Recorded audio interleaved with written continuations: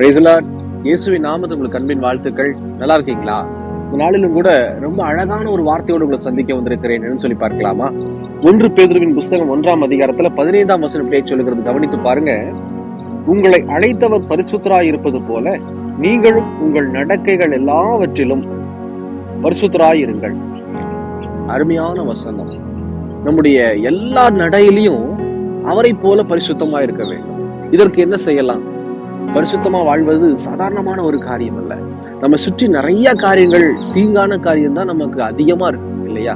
அப்படி இருக்கும்போது ஒரு சில பேர் சொல்லுவாங்க, பிரதர் நீங்க பரிசுத்தமா வாழுன்னு சொல்றீங்க, ஆனா எங்களை சுத்தி இருக்கிற எல்லா காரியமுமே எங்களை தீங்கு துக்கப்படுத்துற மாதிரி தானே இருக்குது, எங்க பரிசுத்த குலைச்சலை கொண்டு வர மாதிரி தானே இருக்குது அப்படின்னு சொல்லி நிறைய பேர் சொல்வதை நான் கேட்டிருக்கிறேன்.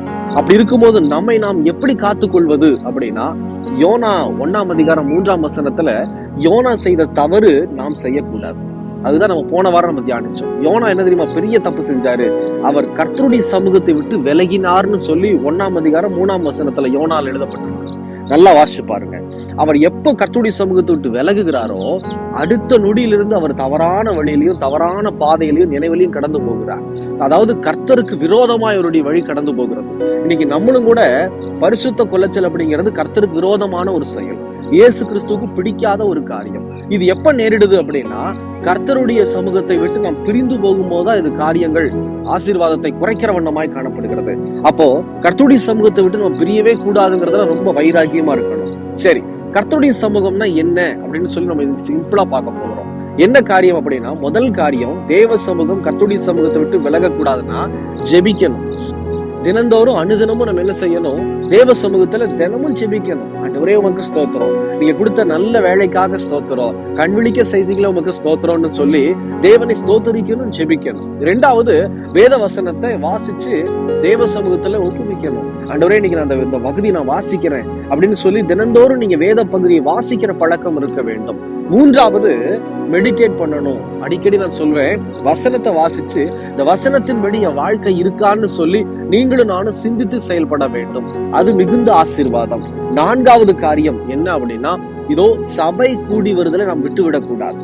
நிறைய கிறிஸ்தவர்கள் என்ன செய்யறோம் அப்படின்னா, ஞாயிற்றுக்கிழமை மாத்திரம்தான் சபை நம்ம தேடுறோம், மற்ற நாட்கள் சபை இல்லையா என்ன, இல்ல சபையை பூட்டி தான் வச்சிருக்கிறாங்களா? தயவு செய்து அப்படி இல்லாம தேவ சமூகத்துல சபையில போய் கலந்துக்கிறது, சபையினுடைய காரியங்கள்ல பங்கு பெறுவது ரொம்ப பெரிய ஆசீர்வாதத்தை கொடுக்கும். பிரியமானவர்களே, எப்பவும் சபையை விட்டுறக்கூடாது. நம்ம என்ன செஞ்சோம்? ஞாயிற்றுக்கிழமை போனோம் அப்படின்னா போனை நோண்டிக்கிட்டு இருக்கிறோம் சபையில உட்கார்ந்து. ஆனா சும்மா சபைக்கு மட்டும் பிசிக்கலி பிரசன்ட், மென்டலி ஆப்சண்டா நிறைய பேர் உட்கார்ந்து இருக்கிறோம். தப்பு. சபையில உட்கார்ந்து இருக்கும் போது நீங்களும் நானும் இதோ கர்த்தருடைய சமூகத்துல உட்கார்ந்து இருக்கிறோம்னு சொல்லி பார்க்க வேண்டும். கர்த்தர் பேசுவார், நம்ம கேட்கணும். நம்ம பேசுறத ஆண்டவர் கேட்பார். அப்படி இருக்கிறதுனால சபை கூடி வருதலை விட்டுவிடவே கூடாது ஒருபோதும். எந்த ஊருக்கு நம்ம போயிருந்தாலும் அங்க திருச்சபை இல்லையா என்ன, அங்க கண்டிப்பா அந்த ஞாயிற்றுக்கிழமை நாள்ல சபைக்கு கடந்து போய் தேவனுடைய ஆசீர்வாதத்தை பெற்றுக் கொண்டோமானால் கர்த்தர் நம்மை ஆசீர்வதிப்பார். 5வது காரியம் என்னன்னா, திருவிருந்து ஆராதனை. அதையும் நிறைய பேர் மிஸ் பண்றீங்க, தப்பு. திருவிருந்து ஆராதனையும் நம்ம விடவே கூடாது. முக்கியமா இந்த கொரோனா பீரியடுக்கு அப்புறம் பாத்தீங்கன்னா நிறைய சோம்பேறி கிறிஸ்தவர்கள் உருவாயிருக்கிறோம். ஆமாவா இல்லைங்களா? லேப்டாப்பை திறந்து வச்சுட்டு, டேபை திறந்து வச்சுட்டு இதோ கர்த்தருடைய வார்த்தையை கேட்பது, சபைக்கு போறதே கிடையாது.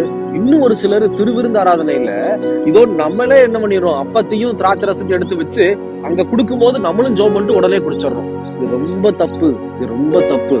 இதோ அது கொரோனா பீரியட்ல நம்ம அப்படி செஞ்சோம், பரவாயில்ல. ஆனா இந்த டைம்ல நல்லா தானே இருக்கிறோம். சபைக்கு போகணும், திருவிருந்து ஆராதனையில பங்கு பெறணும். ஏன்னா இயேசு நம்மளை பார்த்து சொல்லி இருக்கிறாரு, நான் வருமளவு என்னை நினைவு கூறும்படி செய்யுங்கள்னு சொல்லி. அப்படி இருக்கும்போது அவருடைய ரத்தத்தையும் அவருடைய சரீரத்தையும் உட்கொள்வது நமக்கு ஆசீர்வாதம். நம்மை அந்த காரியம் பலப்படுத்தும், பாதுகாத்துக் கொள்ளும். அப்படி இருக்கிறபடினால் இந்த 5 காரியம் நம்முடைய வாழ்க்கையில இருக்குன்னு வச்சுக்கோங்களேன், நாம் பரிசுத்தமாய் வாழலாம். என்ன காரியம் வந்தாலும் சரி, பிசாசு என்ன காரியம் கொண்டு வந்தாலும் சரி, நாம் கர்த்தருடைய சமூகத்தை விட்டு விலகலைன்னா கர்த்தர் நம்மை ஆசீர்வதித்து பாதுகாத்துக் கொள்வார். பிரியமான சொன்னவ, இன்னைக்கு இந்த செய்தி கேட்டிருக்கிறீங்க, உங்க வாழ்க்கையை நீங்க இந்த 5 காரியத்துக்கு ஒப்பு கொடுத்து பாருங்க. உங்களை ஒரு மனுஷன் அசைக்க முடியாது, ஒரு பிசாசு உங்களை தொட முடியாது. ஏன்னா இயேசு உங்களோடு கூட இருக்கிறார். ஜெபிக்கலாமா? கண்களை மூடி. எங்களை நேசிக்கிற நல்ல ஆண்டவரே, இந்த வேலைக்காக ஸ்தோத்திரம். சொல்லப்பட்ட அந்த வார்த்தைக்காக நன்றி செலுத்துகிறோம் ஆண்டவரே. எங்க எல்லா நடக்கையிலும் ஆண்டவரே உடைய சமூகத்தை விட்டு விலகாத நடக்கையா இருக்கட்டும் ராஜா.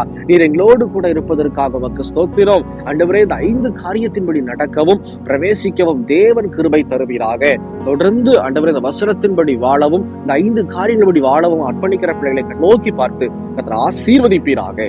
இயேசுவின் நாமத்தில் ஜெபிக்கிறேன் பிதாவே. ஆமேன், ஆமேன். தொடர்ந்து ஜெபம் பண்ணுங்க. கர்த்தர் உங்களை ஆசீர்வதிப்பாராக. எங்களுக்காகவும் ஜெபித்துக் கொள்ளுங்கள். God bless you.